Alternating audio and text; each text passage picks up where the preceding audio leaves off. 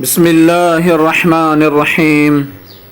وَلْتَكُن مِّنكُمْ أُمَّةٌ يَدْعُونَ إِلَى الْخَيْرِ وَيَأْمُرُونَ بِالْمَعْرُوفِ وَيَنْهَوْنَ عَنِ الْمُنكَرِ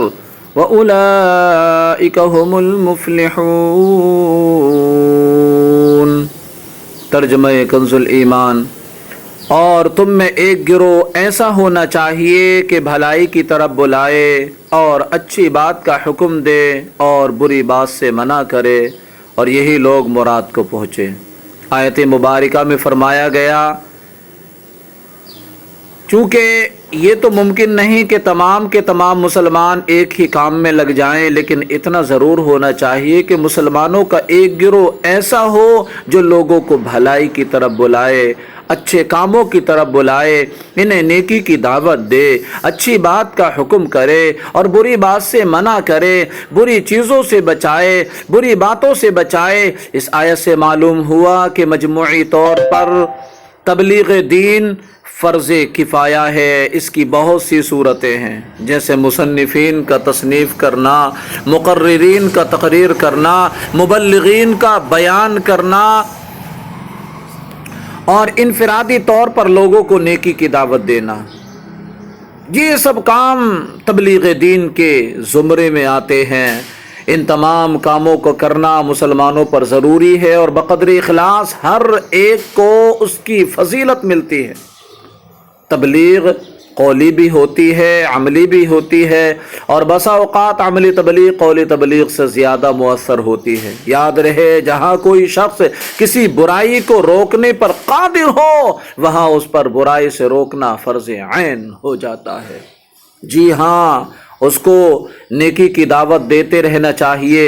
سرور انبیاء محبوب کبریا صلی اللہ علیہ وسلم نے ارشاد فرمایا، تم میں سے جو برائی دیکھے تو اسے ہاتھ سے روک دے،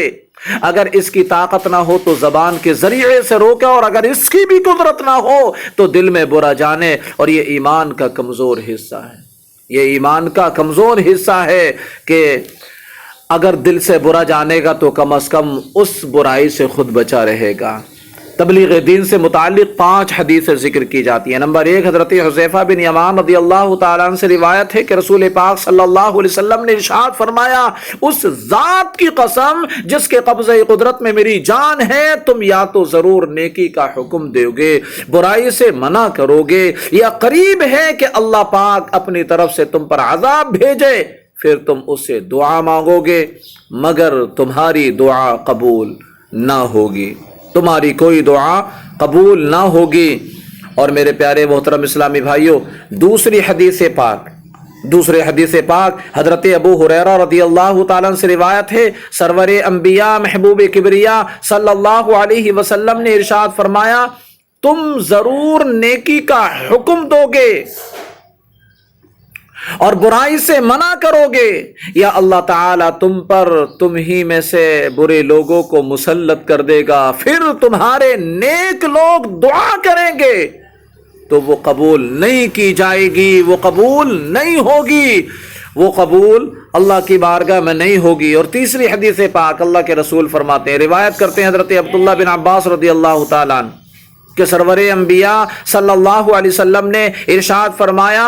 جو شخص کسی مقام پر کھڑے ہو کر حق بات کہہ سکتا ہے تو اس کے لیے درست نہیں کہ حق بات نہ کہے، کیونکہ حق بات کہنا اس کی موت کو مقدم کر سکتا ہے، نہ اس کے لکھے ہوئے رزق میں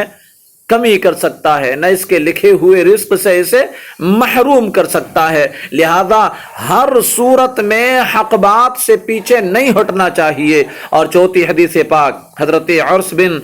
عمیرہ کندی رضی اللہ عنہ سے روایت ہے کہ سرور کائنات صلی اللہ علیہ وسلم نے ارشاد فرمایا، جب زمین میں گناہ کیا جائے تو وہاں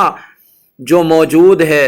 مگر اسے برا جانتا ہے، وہ اس کی مثل ہے جو وہاں نہیں ہے، اور جو وہاں نہیں ہے مگر اس پر راضی ہے، اس گناہ پر راضی ہے، تو وہ اس کی مثل ہے جو وہاں حاضر ہے، جو وہاں حاضر ہے۔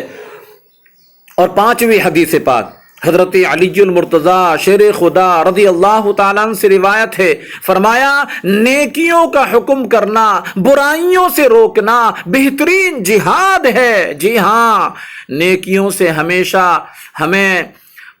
اپنے آپ کو مانوس رکھنا چاہیے، نیکی کی دعوت دیتے رہنا چاہیے۔ ہمارے معاشرے میں نیک کام کا حکم دینے اور برائی سے منع کرنے کے حوالے سے مجموعی طور پر صورتحال انتہائی افسوسناک ہے۔ حکام اپنے رعایا کے اعمال سے صرف نظر کیے ہوئے ہیں، عدل و انصاف کرنے والے اور مجرموں کو سزا دینے کے منصب پر فائز حضرات عدل و انصاف کی دھجیاں اڑانے اور مجرموں کی پشتے پناہی کرنے میں لگے ہوئے ہیں، ان کو سراہنے میں لگے ہوئے ہیں، ان کو بچانے میں لگے ہوئے ہیں۔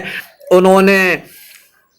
اس عہدے کا ناجائز فائدہ اٹھانا شروع کر دیا۔ والدین اپنی اولاد، اساتذہ اپنے شاگردوں اور افسر اپنے نوکروں کے برے اعمال سے چشم پوشی کرتے نظر آ رہے ہیں۔ اسی طرح شوہر اپنی بیوی کو، بیوی اپنے شوہر کو، بھائی بہن اور عزیز رشتہ دار ایک دوسرے کو نیکی کی دعوت دینے یعنی نیک کاموں کی ترغیب دیتے ہیں، نہ قدرت کے باوجود انہیں برے افعال سے روکتے ہیں، نہ قدرت کے باوجود انہیں ان تمام برے کاموں سے روکتے ہیں۔ مسلمانوں کی اسی روش کا نتیجہ ہے کہ آج مسلم قوم دنیا بھر میں جس ذلت و رسوائی کا شکار ہے، اس سے پہلے کبھی نہیں تھی، اور اسی وجہ سے رفتہ رفتہ یہ قوم تباہی کی طرف بڑھتی چلی جا رہی ہے۔ اس حقیقت کو اس حدیث پاک سے آپ اندازہ لگا سکتے ہیں۔ انتہائی احسن انداز کے ساتھ اس حدیث پاک میں سمجھایا گیا۔ حضرت نعمان بن بشیر رضی اللہ تعالیٰ عنہ سے روایت ہے، حضور پاک صلی اللہ علیہ وسلم نے ارشاد فرمایا کہ اللہ تعالیٰ کی حدود میں مداہنت کرنے والے یعنی خلاف شرع چیز دیکھ کر قدرت کے باوجود منع نہ کرنے والے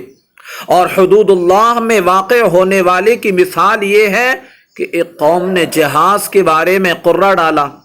بعض اوپر کے حصے میں رہے، بعض نیچے کے حصے میں رہے، یعنی جہاز کے دو حصے تھے، ایک اوپری حصہ ایک نچلی حصہ، تو بعض کے حصے میں اوپر کا حصہ آیا، بعض کے حصے میں نیچے کا حصہ آیا۔ نیچے والے پانی لینے اوپر جاتے اور پانی لے کر ان کے پاس سے گزرتے تو ان کو تکلیف ہوتی، انہوں نے اس کی شکایت کی تو نیچے والے نے کلہاڑی لے کر نیچے کا تختہ کاٹنا شروع کر دیا۔ اوپر والوں نے دیکھا تو پوچھا کیا کر رہے ہو، کیا بات ہے کہ تختہ توڑ رہے ہو؟ اس نے کہا میں پانی لینے جاتا ہوں تو تم کو تکلیف ہوتی ہے اور پانی لینا مجھے ضروری ہے، بغیر پانی کے گزارا بھی نہیں، بغیر پانی کے گزارا بھی نہیں۔ اللہ اکبر، لہذا میں تختہ توڑ کر یہیں سے پانی لے لوں گا اور تم لوگوں کو تکلیف نہ دوں گا۔ بس اس صورت میں اگر اوپر والوں نے اس کا ہاتھ پکڑ لیا اور تختہ کاٹنے سے روک دیا تو اسے بھی نجات دیں گے اور خود بھی اپنے آپ کو بچا لیں گے، اور اگر چھوڑ دیا تو اسے بھی ہلاک کر دیں گے اور خود بھی ہلاک ہو جائیں گے۔ یہ بخاری شریف کی حدیث پاک ہے، اور بخاری شریف کی حدیث پاک میں اس نے اتنے احسن انداز میں سمجھایا گیا، عقل مندوں کے لیے اشارہ ہی کافی ہوتا ہے۔ کسی عاشق نے کیا خوب کہا ہے، دیکھے ہیں یہ دن اپنی ہی غفلت کے بدولت، سچ ہے کہ برے کام کا انجام برا ہے، جو کچھ بھی ہے سب اپنے ہی ہاتھوں کی ہے کرتوت، شکوہ ہے زمانے کا نہ قسمت کا گلہ ہے، فریاد ہے اے کشتیے امت کے نگہبان، بیڑا یہ تباہی کے قریب آن لگا ہے، بیڑا یہ تباہی کے قریب آن لگا ہے۔